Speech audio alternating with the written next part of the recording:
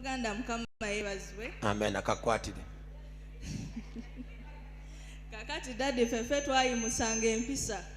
Kakwate.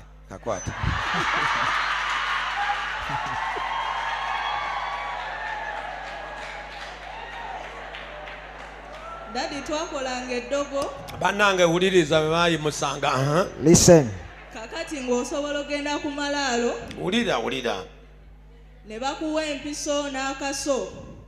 Oba ng'olina gw'ogenda osiba bano abakyala batazaala. Ng'oteekako eddagala then n'okazingirira bw'oti. N'otwala malaalo n'ofumitamu. Ng'ofumita n'empiso. N'ogamba omufu ono bw'anaddamu okuzuukira n'azaala. Nga naawe oddamu osituka ng'okola ki? Ng'ozaala.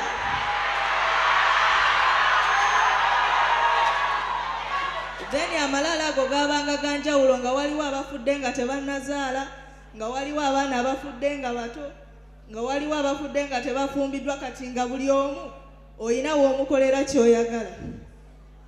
Then ne ku kiso ekifulufu ng'ogenda era n'oteekayo empiso n'ogamba nfulula ssente zonna emirimu gyo byonna. Oba olina maka g'oyagala ofulula. Wulira. Listen. Olyokotegeera olutalo wedda lwaki ebyuma bitawaana. Kati wedda musalire bali ababituninga omusango sibbo. The blame was not for the technicians. I know this enemy we are dealing with tonight. Kimanya omulabo ono gwe tugenda okulumba ekiro kya leero. By the way, ebisinga. Most times, by the way, Bwe mbandiringa n'omulabo ono. when I'm dealing against this enemy, Mba njagala nnyo abantu ne tubasabirako. I would always love people to be prayed for. I know tujja tegekayo olunaku. I know that we shall prepare a day here in the generous overnight Tulumba omulabo ono gwe bayita mpisa. and attack the enemy called behaviors. Mukama yeebazibwe. Amen. Mukama yeebazibwe. Amen. Ono This enemy, mubi nnyo. so dangerous, Nnyo. so dangerous. Yasobola okufuula nga guli omutiini Yesu gwe yakolimira. Is the one who can turn you in the state of being like the other fig which Jesus cast. Mukama yeebazibwe. Abantu bakulaba olinga alina ssente. People seeing you like that you have money, Naye nga balina empisa ze baakuyimusiza nga mu bujjuvu n'ebinyoobwa babiyita byani? Nsanyuse. Bikulema okugula. When there is behavior which was depicted unto you when you are so poor that you can even fail to buy gin-nuts. Baakuyimusiza empisa ez'okubeerako amakoola. When they depicted for you behaviors ey'omufu. Kati ng'osobola okugenda ku mufu eyafa ng'awunya bano abafa accident.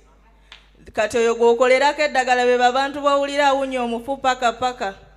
Then ono wa toilet omugendera mu toyi gy'otagendangamu. N'ogenda n'okola eddagala era n'awunyanga toyi. Then ekirala twagendanga. Olokambuuza ekibuuzo omanyi nange sirwawo ku kinala n'embuuza. Let me ask a question. Olwabo nga okolanga wa musabo oba ng'olina bw'ologa.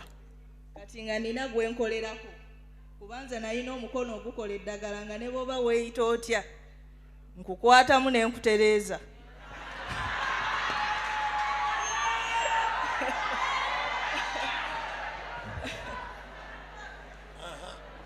Then kati twabafuuyiranga n'emmindi nga bw'oba olina gw'oyagala ofuuyira afe ng'ogenda mu ttooyi ng'oli bwereere. Ng'ogenda mu ttooyi ng'oli bwereere n'omukubya accident ofuuwa ya lubaluba ssaawa 9 ogw'ekiro eyo ng'otabuka. Era ogenda owulira ng'alina ekyamutuuseeko. Eyo masanganzira ng'osobola okgenda ng'oli bwereere era n'ogenda n'ofuuwa emmindi. Era ng'ogenda owulira oli ng'alina era ekyamutuuseeko. Then kati bano abasajja abafumbo bo toyoya. Bo twabafuuyiranga emmindi nga bajja bakuŋŋaana kumu era nga tulina ekikoosi kyaffe. Nga bajja tubasiriwaza tubaliisa bubbi obugalanda. Tubaliisa bingi nnyo.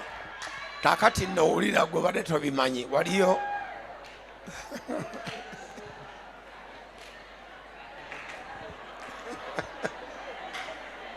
Kale n'owulira gwe. Listen to this. Era mwanange nze nalina akajanja. I used to naddala bannange sirikako ye samanyi bakulisa akagulanda. Please take a silence.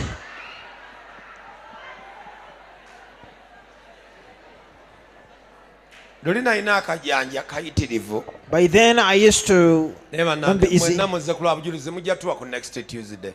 I want to pray. Wanike emikono mbanga gamba nti ayi Mukama. Raise your hands and say, dear Lord. Ekiro kya leero. Akasembako okakwata n'okakaza. Ebyo bigenda mu bana bajja kuyiga ebintu bingi nze mbamanya. Then kati ng'okateeka mu binyeebwa ebyo ebisiike babyagala nnyo. Lekeraawo. Mukama akuwa omukisa kyembadde njagala otusigidde ekifaananyi ekyempisa. Obadde lekeraawo.